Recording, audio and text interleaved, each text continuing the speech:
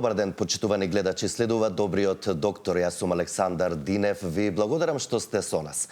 Денеска имаме тема од областа на психијатријата. Конкретно ќе говориме за тоа како новите социјални трендови влијаат врз менталното здравје. Моја гостинка и соговорничка во студиото е доктор Васка Митова, специјалист психијатар од Универзитетската клиника за психијатрија. Доктор Митова, добар ден. Ви благодарам што сте дел од денешното издание на Добриот доктор. Благодарам за поканата, секогаш е чест да се гостува кај вас. И вие, психијатрите, како краток вовед мора да ги следите и новините, односно трендовите, затоа што токму поради нив, предпоставувам, бележите изголемен број на пациенти. Еве на почеток, како мало појаснување и вовед во темата, што подразбираме под нови социјални трендови? Па би почнала пред се да кажам дека нели човекот е едно биопсихосоцијално битие и да не објаснуваме, нели имаме внатрешно доживување, имаме одредена биологија, но и сме дел од социјалниот свет, социјалниот живот, живењето на да речеме на популацијата, се раѓаме во фамилија, живееме заедно, врзани сме со репродукција, нели со одредени други социјални битија, и тоа е еден неделлив дел од нас.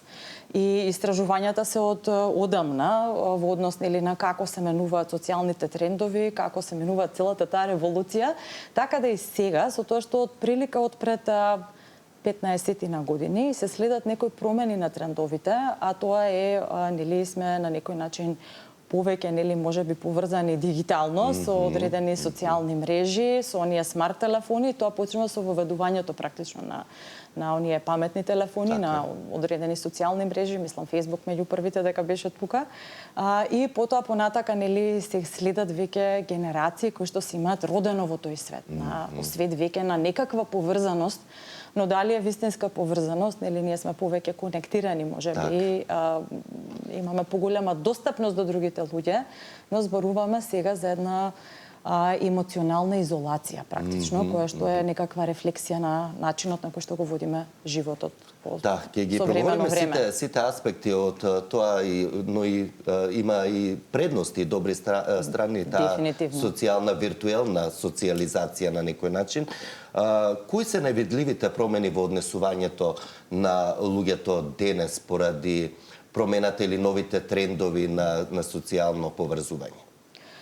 Се менува начинот на кој што комуницираме меѓу себе. Ако порано беше нели повеќе тет-а-тет комуникација, дури нели сме имале телефони во нашето детство, но тие беа за некаква комуникација, кога да се видиме, да се договориме, да се видиме, да излеземе, но кога бевме во тие социјални релации, во смисла нели во друштва, во излезени надвор, па дури и дома на семејни средби и така натака, многу повеќе имаше простор за жива комуникација. Ние сме нели комуницираме и вербално и невербално, сакаме да имаме еден простор во кој што ќе имаме доволно време за да се поврземе и со себе, но и со другиот, што е еден неделлив дел од едно, да речеме, современо, не само современо, туку од едно човечко живење.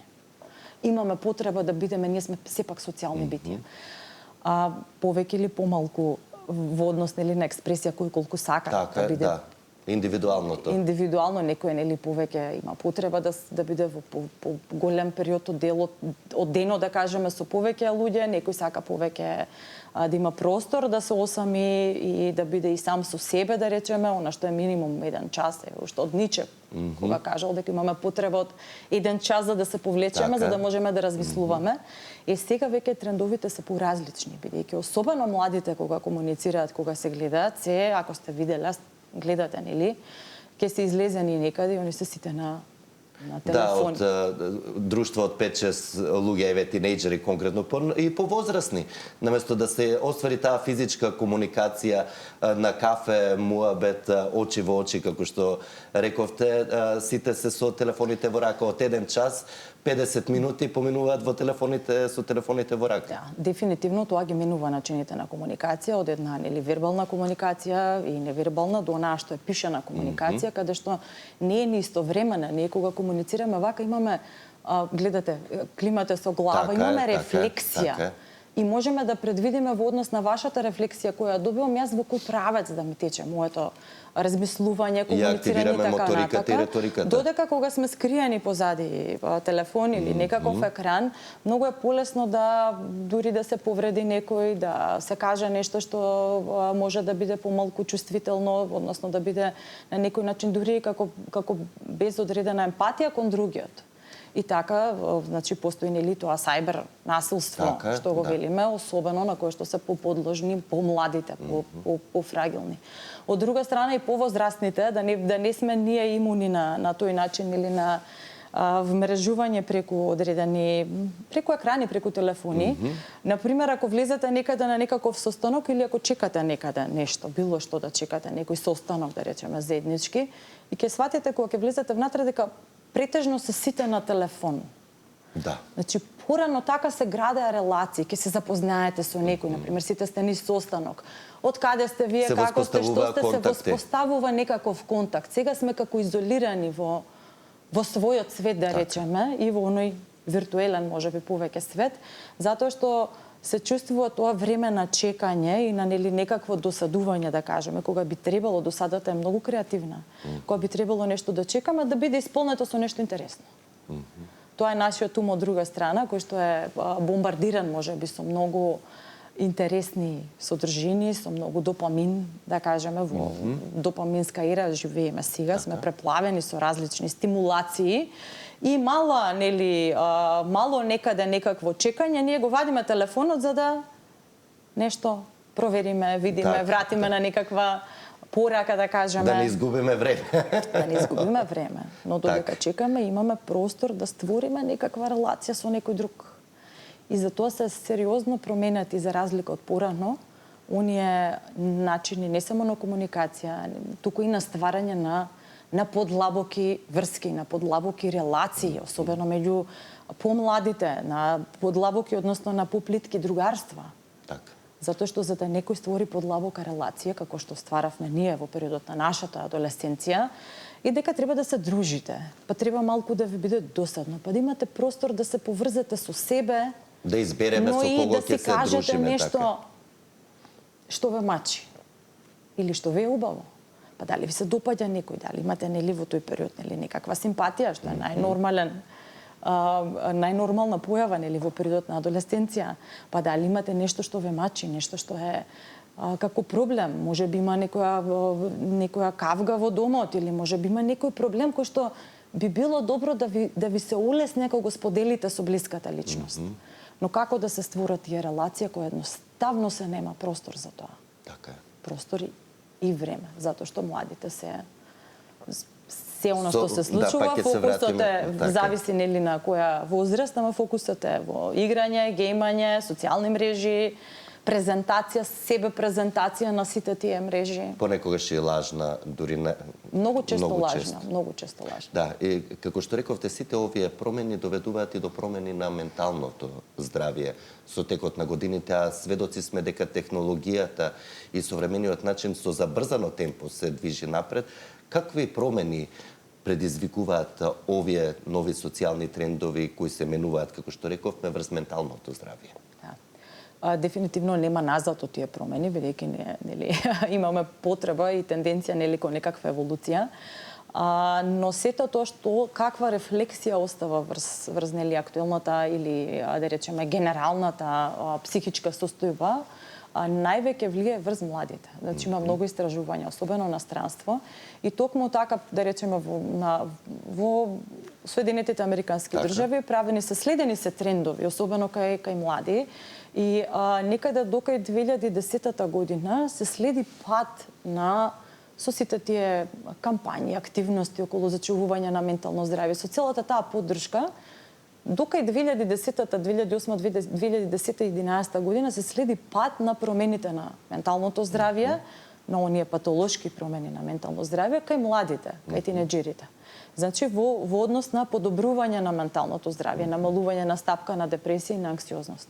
И некаде веќе од пресек на 2010-2011 година се следи веќе пораст на појава на анксиозност, значи на патолошка анксиозност, на нели каде што имаме доволно клинички критериуми за да речеме дека тоа е одредено расстройство веќе кое што влие врз функционирањето, пораст на стапката на депресија, пораст на стапката на самоповредувачко однесување кај младите, особено кај девојчиња, пораст дури на суицидалноста, односно суицидалното нели обидите за суицид, дури и реализираните. Јасно. И сето тоа се следи од една промена, да речеме, па и во една себе перцепција. Затоа што социјалните мрежи стана една прекрасна платформа да си покажеме, докажеме нели колку сме вредни, колку сме најубави, успешни, идеални, паметни и така натака. Паметни не толку многу колку нели повеќе има визуелно, физички. Повеќе кон физичкиот изглед, кон една идеализирани критериуми за убавина, кои што потоа потвараат цели нови индустрии на ботокси, филери, пластични хирургии, нели филтери, оние што се филтери на социјални мрежи за да изгледате нели некако идеално. Тоа привлекува лајкови, како се вика, коментари, лајкови, следбеници, следачи, но притисокот расте од друга дефинитивно, креира инфлуенсери, креира некои нели популарни лица, некои со цел нели мислам со некаков бекграунд, некои и без. И не креира критична, нема некоја критична маса која што се појавува веќе на светско ниво, веќе има нови трендови, ќе збориме за тоа. Нема критичност нема. Особено кај најмладите, кои што имаат најмалку развиени механизми за справување, да речеме, и најмалку критична маса која што доаѓа нели со самото созревање и со самото животно искуство. За да се замислат и да кажат, окей, ова можеби не е во ред.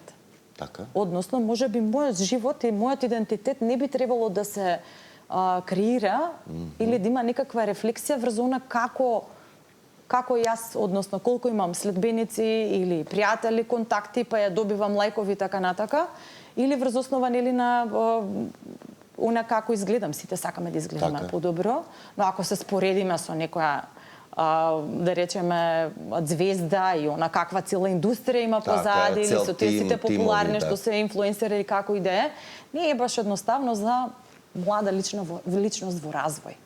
И тука имаме една, пак ќе кажеме, некоја лажна перцепција на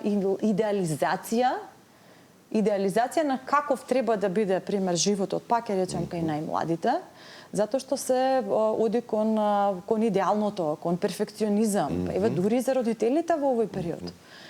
Има како никогаш до сега има нели какво треба да биде современото родителство, свесно со нели почитување на границите на децата,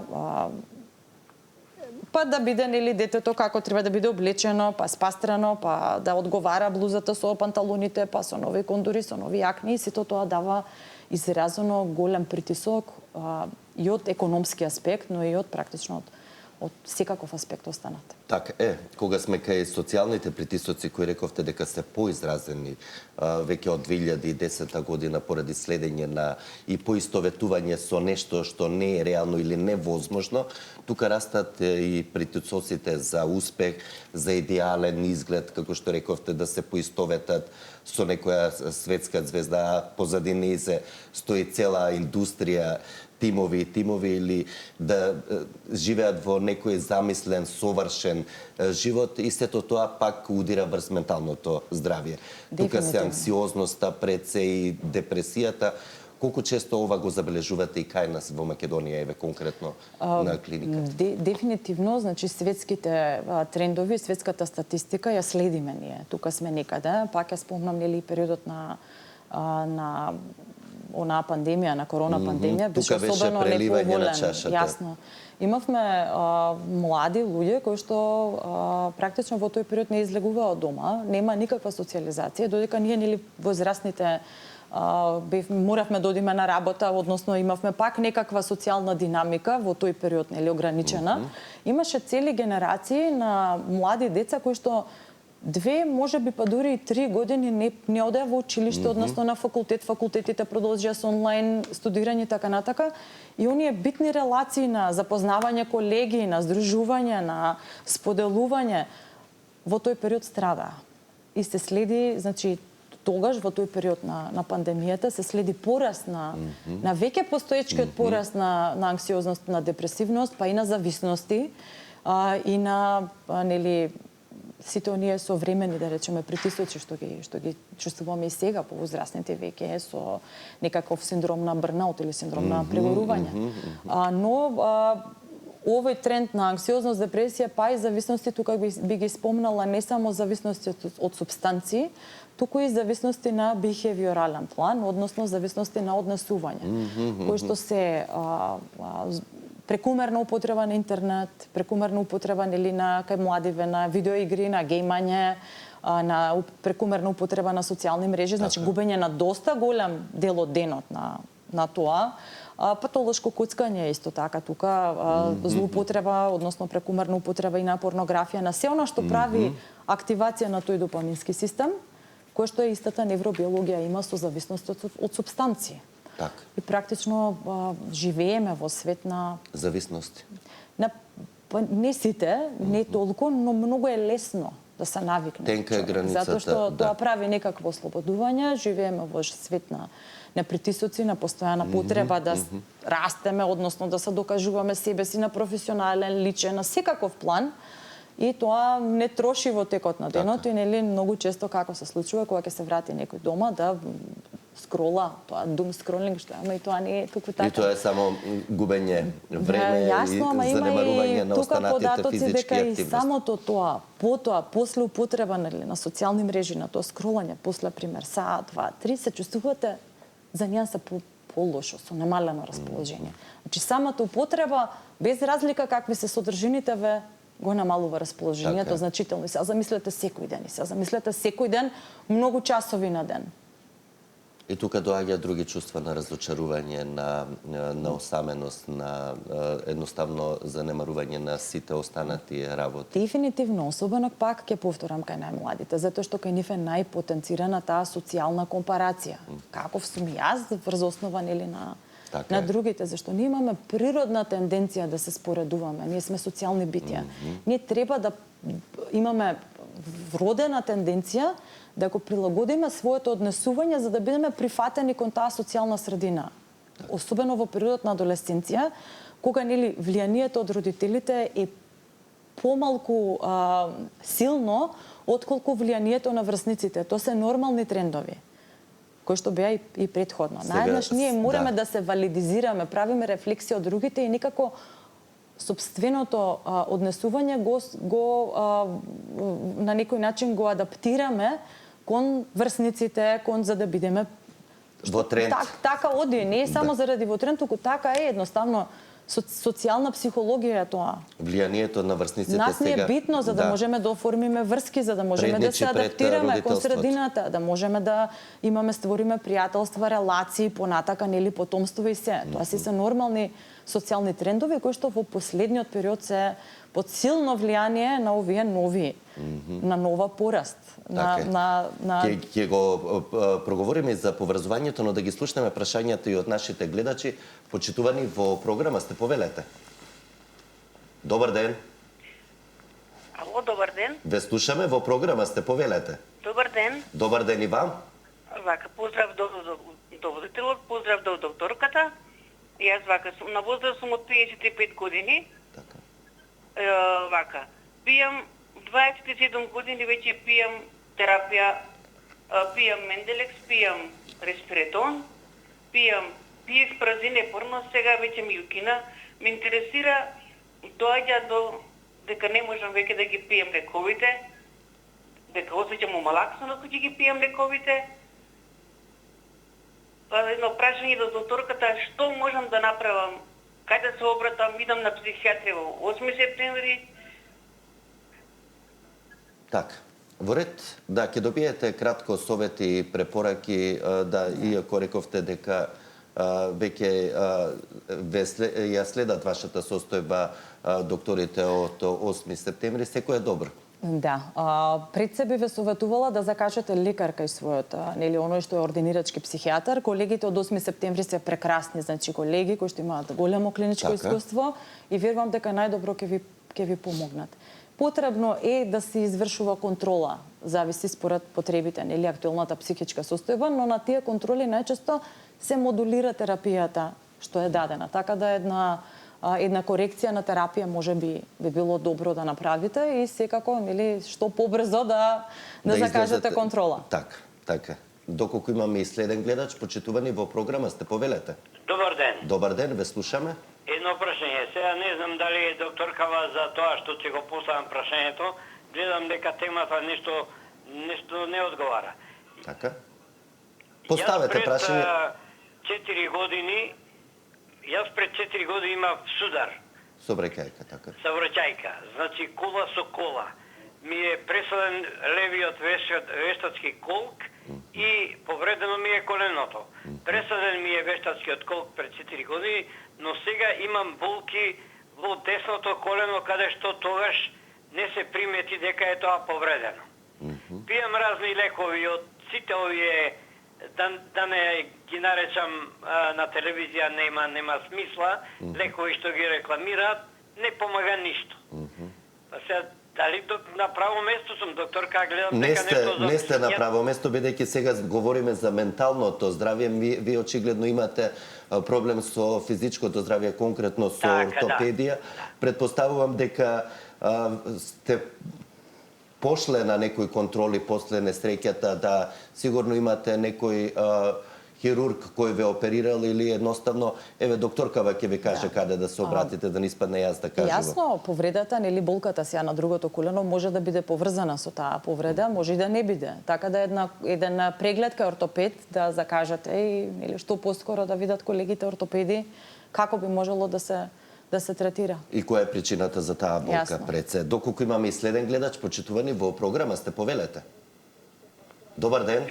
Добар ден. Ве слушаме, во програма сте. Слушам дека одговара докторката уште на претходниот гледач. Не, со задоснување затоа што телевизорот ви е пуштен, сега сте вие наред, повелете. Вака би сакала да ја прашам докторката сега. Превише деца се обседнати со ова нова технологија, по цел ден се на компјутери, така да внукот не е многу заинтересиран за школа. Што треба да преземеме нешто? Интересно и практично прашање со кое се соочуваат речиси секое семејство или секое второ семејство. Ке добиете совети, да, слушајте ги. Ви благодарам, секое добро, господи, и вам и на вашето семејство. Да, веројатно секое семејство се соочува со истиот, затоа што, пак ќе кажеме, не е чудно да е така. Екраните, без разлика каков екран, или видеоигри, екрани, компјутер, телефон, социјални мрежи, прават, тригерираат една интензивна допаминска активност, односно, прават да биде многу интересно. И сега како пандан на тоа, односно паралелно на тоа, ние ги тераме, односно форсираме, бидејќи јас сум родител. Јас знам колку е сега предизвик родителството. Форсираме нели дека треба нешто да читаат кое што прави значително помалце да се чувствуваат интересно. И нормален проблем, односно тоа не е ни секое второ семејство, практично скоро секое, затоа што оној увид што го имам јас, моите пријателки со децата, нели родителиве, сите што сме, истото го правиме сите. Многу е битно да се поставуваат граници во смисла на да не е оставено детето само да очекуваме од детето само да се регулира себе си, зошто од повеќе причини, сега зависи за колкаво дете збориме, но збориме дека невробиолошки до 25-та година практично созрева мозокот. И сега ние ако очекуваме дете на 12-13 години самото да може да се регулира и да каже ова ми е многу интересно што го правам, ама сега морам да читам нешто, веројатноста е дека нема само да направи. Значи секако дека треба да бидат децата прашани, например. Еве кога ќе го прашам си ми добро, колку сметаш дека е потребно време да трошиш, нели, за нас е тоа трошење, за него е забава, на интернет, односно на, нели, на видеоигри во таа возраст, они сепак некаква разумна, половично разумно ќе кажат, никогаш нема да кажат 8 сати на ден, што е многу. Така. 2-3 часа. И тоа да биде така, значи да се постават јасни, цврсти граници со љубов, не со секако дека не на тежок со начин, односно со закан или со насилство, но да има јасни граници дека мора да биде она што треба да биде завршено за училишната или училишните обврски, да се завршени, да треба да се учи, треба сега тоа е тој период на стекнување знаење и на нели понатака усмерување во некаков, да речеме, академски професионален живот. Но навистина е тешко затоа што многу често во трка со време и родителите сме отсутни од домот, нели кога сме на работа, и децата секако дека во тој период некако ќе најдат, зависи кој период, нели. Нема враќање назад од тоа користење пред се и зависноста од социјалните мрежи. Дефинитивно, иако има трендови сега, во странство особено, трендови во кои што се особено повозрасни луѓе, не повозрасни возрастни, туку наша возраст да речеме, дури и свесни адолесценти, каде што веќе се почнува употреба на оние телефони кои што ги користевме пред смарт телефоните. Значи намерно се зема телефон кој што нема опција за нели шарени слики и така натака за користење на социјални мрежи, туку телефон кој што е само за комуникација, да се слушнете со некој, евентуално да пратите порака, како што ги користевме ние тие старите Nokia или што беа. Така е, да. 3210. 3210, 3310 со некаква повеќе намена зашто тоа е и тешко, да, јасно. Но веќе има еден тренд каде што има освестување дека еве следам и дека доста деца кои што се на луѓе кои што се така прилично да речеме влијателни во општеството одлучуваат дека нема телефон да има моето дете до пример 16 години. Сега, тие трендови ги следат и одредени земји. Австралија, мислам, пред некој ден донесе некаков закон да се оневозможи употреба на социјални мрежи на деца под одредена возраст. 16 европски сега. Европа спрема некаква регулатива, не сум во тек дали е веќе воведена, но спомнуваат Европа дека и во Европа ќе се воведе ограничување на како се вели на достапноста на социјалните мрежи, особено за деца за адолесценти под 16 години. 13, 14, 16 години таа возраст која што е веќе некаква каде што некаде малце повеќе се развива критична маса, но кај нас што се случува на Балканот, ние знаеме да го хакираме и тоа, на пример, му направив на детето Инстаграм или Фејсбук уште на 9 години или они не можат да отворат свој профил. Но ја пишуваат годината со помош на родителите, со помош нели на сите имаат, па и моето дете треба да имат зашто имаат сите. И тука сме многу, некогаш е тоа конструктивно, некогаш не е многу конструктивно, затоа што практично го работиме тоа во неинтерес на нашето дете, затоа што нашето дете ќе биде на некаква платформа многу рано. Но пак ќе се сведеме на отвореноста и искреноста помеѓу родителот и детето, убаво рековте. Колку сметаш доволно е да има критична маса и сето тоа да биде само со љубов и со разбирање. А дека ќе го отргнат детето од телефон или од компјутер, многу тешко. Има еден спектар, значи не дека сите деца се зависни, но има веќе кога станува збор за зависност. И ако деца имаат ограниченост во однос на било какво функционирање, имам доста примери каде што буквално се не знам 12-15 часа на видеоигри, кои што доручек, ручек, вечера го јадат во собата пред компјутерот, тогаш веќе треба да се стави сериозно, но тоа да не биде наеднаш, затоа што како права зависност, веќе нели ќе се изнервира родителот, ќе има тука наеднаш, ќе исклучи, ќе земе било што, и тука може да имаме една доста интензивна реакција, импулсивна и можеби агресивна реакција на како се вели на тоа, да речеме, на таа состојба актуелна. Така да треба многу внимателно, убаво би било да се договориме и што порано да се постават границите.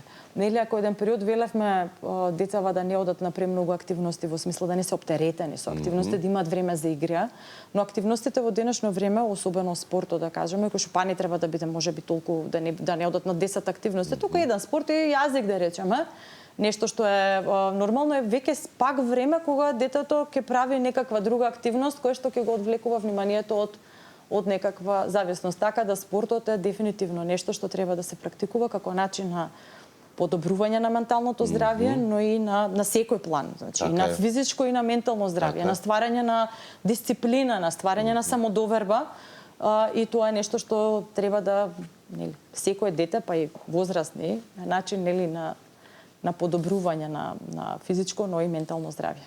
Да го продискутираме и сегментот на осаменост, иако имаат бенефити и никогаш не сме биле поврзани, барем виртуелно, од било кога, но се чувствуваме, или поголем дел од населението се чувствува осамено. Забележлив е и трендот на остварување на се помалку врски, односно поврзаност, интимност и слично. Сето ова е резултат на новите социјални трендови, да. Меѓутоа, на каде води ова?